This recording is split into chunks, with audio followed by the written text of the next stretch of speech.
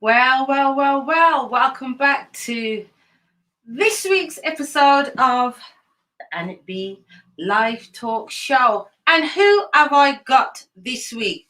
Well, take a seat. I hope you got a cup of coffee or a cup of tea or a bit of herbal or a cold drink, as we are about to talk to the amazing award-winning cake connoisseur, Rachel McKOY. Come on in, baby girl. Come on in.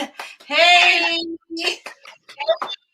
Hiya, Annette. Thanks for having me.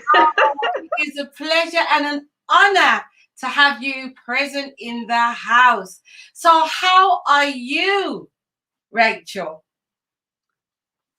I'm well. I've had, as you know, it's kids have gone back to school on Monday, so it's been manic. So we've got, I have three children. So one's just returned to school, one started nursery not too long ago, and then one is home with me because he's quite young. So it's almost trying to get my head around and work out a new routine. So Wow. yeah, getting there. Wednesday, getting there. You 2 days in, 3 days in. You certainly do have your hands tied. So, are your children all under the age of 5 or 10? What is the sort of age range? Oh, they're all under 7. So my oldest is my daughter, and she's 6 years old. Will be 7 this year. And then my second child is my son. He is 3 years old. Will be 4. And then the youngest he's around 18 months, so he'll be 1 this year. 18. He'll be 2 this year. So we've got 6, 3, and 2. Wow, you certainly do have hands full. So, what I know about this magnificent woman, you are a cake connoisseur, an award-winning cake connoisseur. Tell us how you evolved into this fairy cakes of ice cream. Well, I guess I've always been creative at heart, but as far as doing cakes, I remember I previously worked as a chef, and while working in a well-known restaurant that's in the mailbox, we had an order and someone asked for a customized cake, and I thought, like the stuff you see on TV, like on Cake Boss, those shows, and I thought, oh my gosh, I'm gonna get to see someone make this. I remember one of the head chefs, he made a cake and the cake looked like a bag. And I was like, that's not that difficult though. Like, it's difficult, but what I can see you do, I'm sure I can do that. And that was it then. I thought, no, I need to learn everything there is about this. So that's what started it. That is amazing. I can hear a little bit of feedback. Is that you? Can you hear a little bit of feedback? No. Okay, no, I heard a little bit, but it's gone. So Okay. I remember last year, my family, I can't remember what the show was called. Well, it was a competition. It was desserts. I can't remember what it's called, but we were just hooked, the whole family. Oh, So the Great British Bake Off, probably. no. It was an American Oh. Australian. It was desserts. It was all about cakes and desserts and creating the different designs. And we watched it for 2 series. You know, we would have our dinner and go, it's time. Come on, it's due on. So seeing your cakes and what you've designed and what you've created has really just got me gripped, you know. So what took you down? Like, you see something or somebody describes something that they want, and you have to like fathom out how to do that and work out the finer details. Take me through that. Now, see, that can be quite difficult at times, because how the process goes is someone will come to you, they'll see a cake, they'll like the cake, then they'll come to you with that cake. But then sometimes they'll come to me with like 3, 4 ideas, because I like to get a rounded picture of what exactly is that they're after. So I know that I'm meeting expectations. Then sometimes you'll get like 3 different cakes, and it's like, wow, these are all like entirely different cakes. So then I'll ask and I'll say, okay, what about each cake do you like? And that always helps me, because sometimes they'll be like, oh, I like the ruffles on this one. So I'm like, okay, ruffles, tick. That has to be there. Or they'll be like, oh, I like the drip, or I like the shape of this one, or this bit. So for me, it's asking the question. So I know that I can get out of their head what they're thinking, so that when they have their finished cake, that they're happy and it's what they imagined it to be, rather than kind of assuming or presuming that this is what they want. No. I ask as many questions as I need to, so I know that they're going to be satisfied with the final result. Because once it's baked and designed, it's baked and designed. This is it. You And they're quite time consuming, so it's like, oh, the last thing you want is to be putting in like 3 days work for a cake, then you hand it to someone and it's just not what they wanted. It's still nice, but it's not what they wanted, so they're not happy. Wow, wow, wow. So what other things do you do within Rachel's world? Oh, I'm a mother, as I mentioned previously. I do cakes also, and I'm an active member within my own church, which is Nichols Outreach Centre. I'm a youth leader over there, but I've recently been appointed, myself and my husband, we're co-appointees as the new corporate youth directors for Church God of Prophecy. So, Amazing. Well done to you both. thank you. Congratulations. I'm so happy for you both. And I know you'll make amazing national youth workers. Absolutely. So have you got anything lined up for? Yeah, but all your juices are running now. What you can do, you know. We've got Yeah, carry on. we're basically, we're at like a brainstorm stage, like literally mind mapping.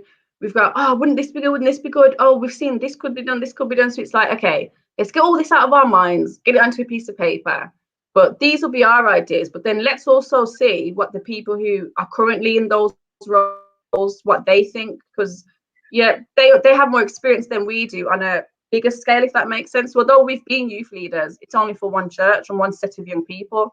Whereas how the Church of God of Prophecy organization is set up is there are regional youth leaders, so they look after a region. So we thought, now that's where we go in. And they're the people we're going to speak to in order to get the information that we need. So we're at the moment, we're calling it like a coffee and chat. So we're picking up with the different regional youth directors to not just pick their brains, but to see what's on their heart and see what they think works well or where they think it should be going. So that's where we're at. Baby steps. It's amazing. But it's nice that you're incorporating everyone in their current roles and bringing them in for your coffee chats. I think that's amazing. That's good leadership straight away there that you're demonstrating. So what else did you do before you started baking cakes, Rachel? Well, before doing cakes, I'd say full time, I was a secondary school teacher where I used to teach design technology. Now, the funny thing is, I got into design technology because I'm a food specialist, being a chef, and then my degree is also around food industry. So that kind of was the platform for me to be able to then go into teaching under the DT bracket, because food and catering and teaching food technology is covered in that bracket. So that was my pass, because I had a degree to get into teaching.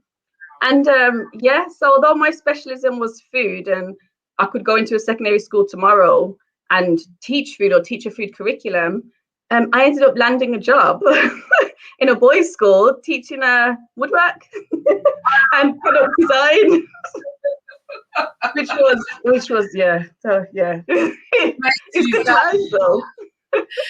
That is such a rounded experience that you've going into the different fields, working with boys, and with the design technology, and also your foundation was food, and now you've gone into a food industry as a business. So it's all sort of blended into one, and I suppose like interlinking somehow. Never too far away. Later on, we're going to be showing some of your fantastic designs, which I must say I've had the privilege of tasting. experience of sampling your cakes and your designs, and I was truly pleasantly surprised. It was presented lovely and it tasted equally as nice, so it's a win-win situation. So what is your plans going forward with your what is your business called, Rachel? Cake Heaven by Rachel. So how did you come up with that name, and what are your sort of like 5-year plans going forward? Wow, the name was quite difficult to come up with, to be honest, because at the time I was engaged and getting ready to be married. So it was, when I put my name on as Rachel, is it going to be like Cakes by Rachel? But then I'd need a surname for that to be a proper name. But it's like, oh, do I go with my pre-married surname? Do I go with my married surname? Although I'm not married yet. And it was like, okay, we'll forget that. Let's think of something else. So then we stuck with the idea of cake. So it's clear. Everyone knows what we're doing. We're doing cakes kind of thing. And then Heaven came in with, it's going to sound really cheesy, but the Christianity that I have. So then I thought, oh, it's heavenly. Is it heavenly cakes? Is it cake heaven? I thought, oh, Cake Heaven. I thought, oh, but Cake Heaven sounds like something that's going to be out there already. So I thought we'll add by Rachel. And I thought, oh, surname, no surname, surname. And then he's like, no, we'll leave it off, no surname. And yeah, that was the process. Well, it works, and it describes your cake. It is heavenly, you know, so perfect. It's a perfect match. Spirit, it's a perfect match. That's good to hear. So where do you want to take your business now, Rachel? What is your sort of 5-year goal? What's your aspirations? The vision is to have just the most amazing little, almost like a cake boutique type parlor where it's done up. You get to the door, there's like flowers that are around the doorway. So you want to take a selfie with my name, Cake Heaven by Rachel. Like, you want to be in this shop, even if you don't like cakes, you want to be in this shop to get a picture, because you'll be missing out on a selfie opportunity. So that's what it's in my head. It's all there. But it's to have a store so people can come in, grab a coffee, grab a nice posh cake presented well, that tastes nice, but it's a whole experience.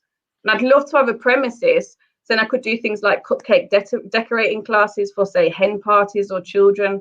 So yeah, it's the premises is the 5-year plan. But yeah, I can't see how I'm going to get there, but I can see the end result. It's just working out what's in between. See, I can see you getting there, and I want to be one of your first customers. I'm saying it live. I'm going to be one of your first paying customers at the Cake Heaven by Rachel shop. Yeah, that would be amazing. Yeah.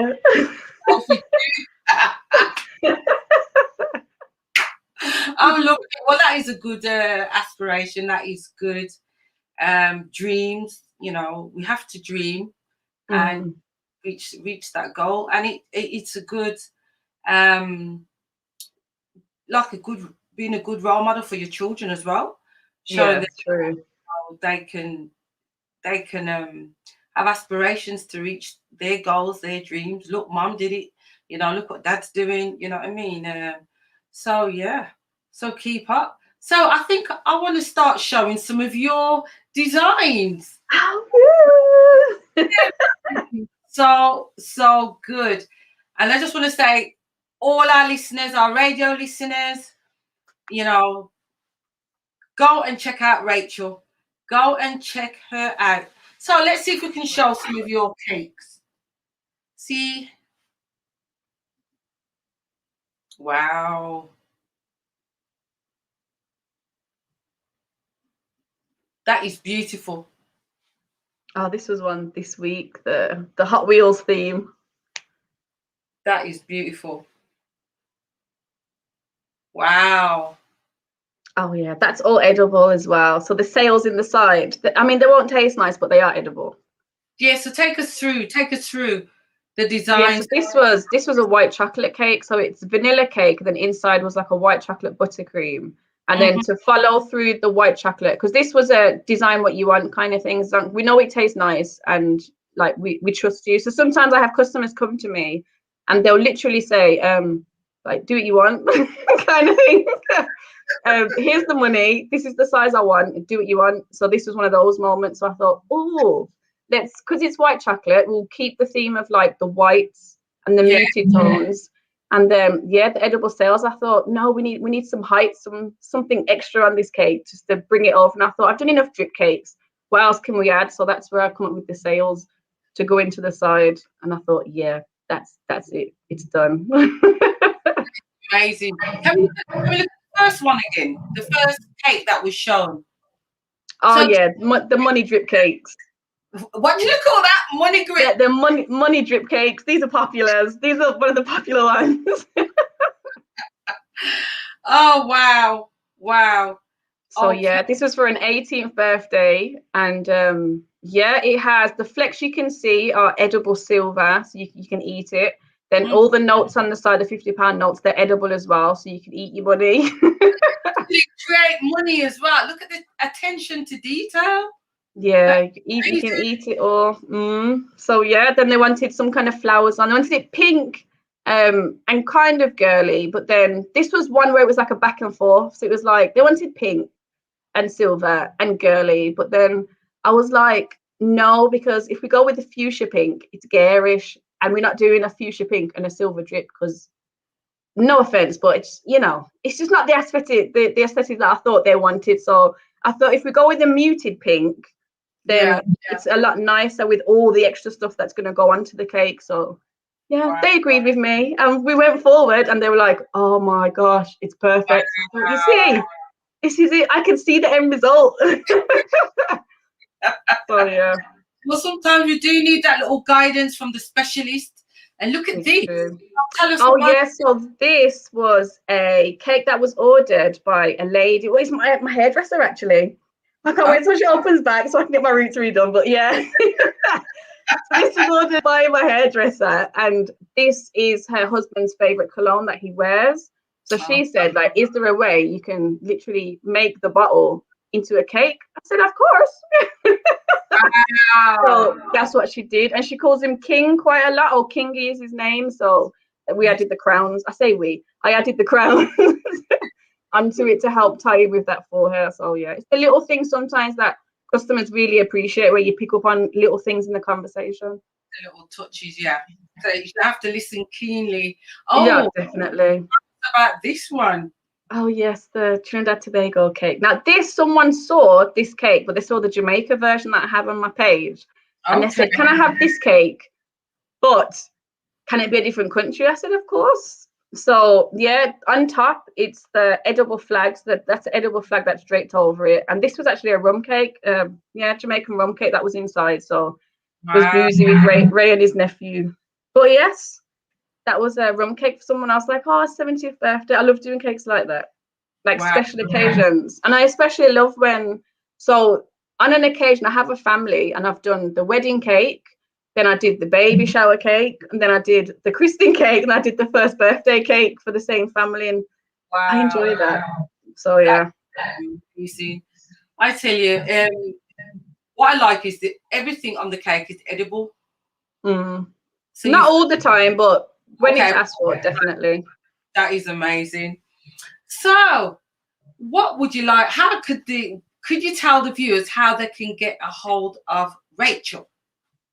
So how could they order a cake from you?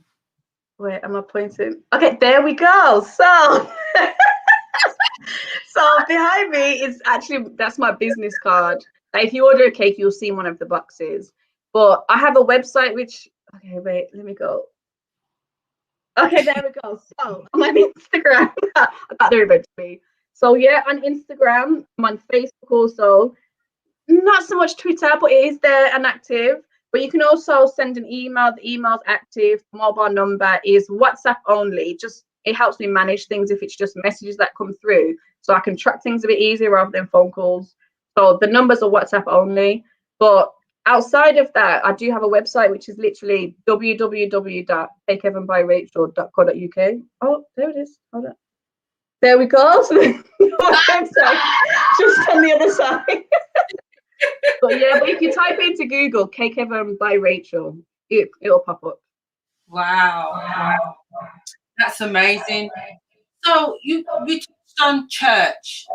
How did you get into the role that you are? You know, have you been a Christian for a long time? Tell us a little bit about your ministry and how you came to be doing what you're doing now. Well, as far as church, after having the little ones, you take a step back almost because your focus is on keeping them quiet during the service. Is that okay to say? So Real, your focus is, yeah. So the focus becomes the children. So you kind of take a step back from anything, and that's where your focus is and managing that almost.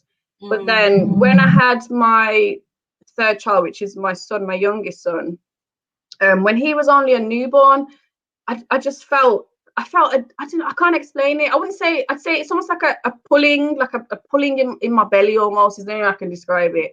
wow. And when he was a newborn, normally we'd stay home for a bit with the newborn, settle into things, then go to church. But I found church that's literally down the road from my house. So yeah, I went to visit the church with him as a little tiny tiny newborn. So my husband would take the other two older ones to church with him. Then I'd kind of just walk up the road with my son, the little newborn, over to the church. And yeah, it's like the more time I spent going to, I think I visited maybe 3 times I went over there. And in that time, I kind of built relationships with people that were within that church, and they had some good, what is it? Some churches call them cell groups. This church called them life groups, but it's just where it's more, it's a smaller setting where you get to speak to people more and go through things. And I was involved in one of the life groups that they did. And it was all about your spiritual gift and calling, which was really good. And it almost helped me to, I wouldn't say understand, because I've always known that I've wanted to be involved with young people, hence going into teaching. But I think hearing it or seeing it black and white on paper, saying, no, that is your passion kind of thing. It kind of was the light bulb moment where I thought, no, this is what I should be actively engaging in. So yeah, once my son got a bit bigger, we carried on going back to the church that we went to previously, which was Derby, Church God of Prophecy. And then my dad got moved over to pastor in a church back in Birmingham, which is where we're from, which was Nietzsche's Outreach Centre. So still having that same passion that I had previously, it didn't. So yeah, I didn't let that go out. So I just continued to pursue. So even moving over to Nietzsche's, I was straight in, like, who's on youth? Can I sit in with you? Can I see what you do? Can I help in any way, kind of thing? So I think for me, and to get to where I am in ministry in regards to being able to help and support, is by serving and by service. So by me coming forward to ask, can I help? Can I help with anything? When we went over to Nietzsche's and joining the team, that kind of opened doors. And then on a national level, it was the same. There was a convention that was being planned for young people, and it was, can I help? Where can I help? What can I do to help you to be able to do your job? And then I guess it's that serving. Myself and my husband, he's a very serving person as well. So that's what's then, I wouldn't say open doors, but it's helped us to be able to grow, progress, if that makes sense. Yeah, and grow. So that's almost what's took us to where we are now. So yeah, for me, I'd say it's serving. It's having a heart to serve. Come on now. Totally agree. And God sees everything. He knows. He knows our heart. He knows our purpose. And to know that He's downloaded a gift into you, and you've just ran with it, and it is humbling to serve. It really is. And just as though we serve our, Lord and Savior Jesus Christ, we do have to serve and help our fellow, people on the earth. And you going into teaching and so forth, what you're doing is you're nurturing the next generation, and that's what you're doing. And it's very profound, and also really needed, because the way the world is going today, we need more people that are totally clued up, got the right purpose, right vision, and what you're doing holistically, in church, and what you're planning to do outside of church is truly amazing. And both of it is serving, because I'm sure when Cake Heaven by Rachel opens its first doors, you've Oh, been yeah.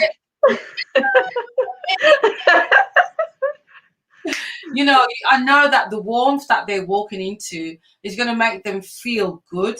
The service that you're going to provide and train your staff to think and serve the people the way you would, even if you're not on the premises. Yeah. So so it's we're all in for a treat, a heavenly treat. I mean, then we'll franchise Birmingham first, then London, then Manchester now. What they're talking and speak it. Life and death. Speak it, baby girl. Speak it. I love it. And that's the way to go, entrepreneur. That is what is amazing. So is there anything else you'd like to tell our listeners before we wrap up? It is just, if I was going to leave a final word, it would be just follow your heart, follow your passion. Because my passion is to work with young people, but outside of the spiritual world, my passion is also food. So although I did steer away from doing food, it's something that I enjoy. I enjoy doing cakes. I enjoy serving cakes. I enjoy giving them to customers. So it's finding something that you enjoy. So work's not just a chore. It's, you know what I mean? It's not just a chore. It's something that you almost get through doing. But if your job is a job that is not something you're passionate about, find something, do a hobby, pick something up so that you're able to continue to be creative and still have an outlet. So because I need an outlet. Like my brain goes at 50,000 miles an hour all the time, which you can probably tell. So my I can relate. Honestly. So for me, my creativity is the outlet for me. It's something I enjoy doing, and it takes different forms. It's not just in cakes. I also enjoy creating images, creating things like that, creating flyers, things like that. It's anything creative. I think I enjoy. Like I happily sit down and watch pottery programs. As long as it takes a skill to do, I'm on board, and I could happily sit down and watch it all day. I did try knitting, and that was a failure. But yeah, we won't talk about that one. You can't master everything. Oh no, it's true. Yeah, I left that one. Oh man. Who knows? When you're older, when your brain starts going so quick, you true. And get the Not true. Nice cozy woolly jumpers going for the winter.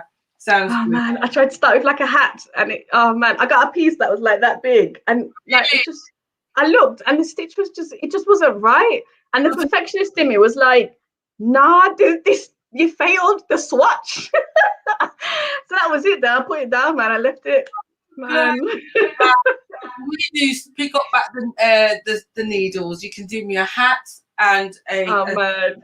No, it's true. To match. You know how No, it's true. Oh, bless. But anyway, Rachel, I want to say thank you so much for coming on to the program and, telling us about your life. We want to thank all of our viewers, all of our listeners, our radio listeners and viewers on YouTube, Facebook. Thank you all for tuning in to this week's Annette B's live talk show. And it was Rachel's life today that we covered. Hey. Thanks for having me. Pleasure. It's a pleasure. So I will be back next week, same time, 7 p.m. UK time. I just want to say, walk good, walk with love in your heart. Love is free. And let's share it abundantly. Okay. And Rachel, please keep us in tune. Keep us posted when your cake shop opens in the near future. Okay, so this is me, Annette B, and our beautiful Rachel, Cake Heaven by Rachel. Peace out. You. Bless you, woman of God. Peace out. Till next week. Bye.